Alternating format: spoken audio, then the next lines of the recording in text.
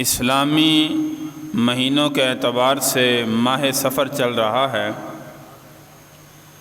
اور اسی طرح عیسوی کیلنڈر کے مطابق اگست کا مہینہ شروع ہو چکا ہے۔ 14 اگست 1947 کو ملک پاکستان معرض وجود کے اندر آیا۔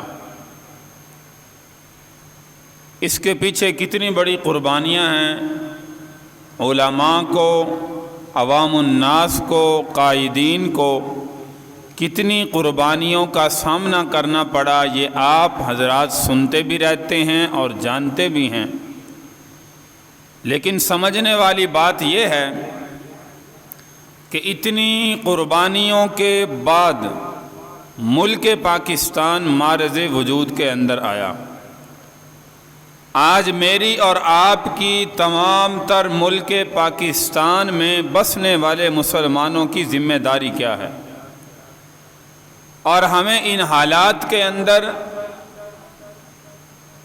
2000 عیسوی کیلنڈر کے اعتبار سے 25 میں ہم زندگی گزار رہے ہیں، اسلامی اعتبار سے 1447 ہجری چل رہا ہے، تو ہمیں مسلمانوں کو کیا کرنا چاہیے، کیا کردار اپنانا چاہیے؟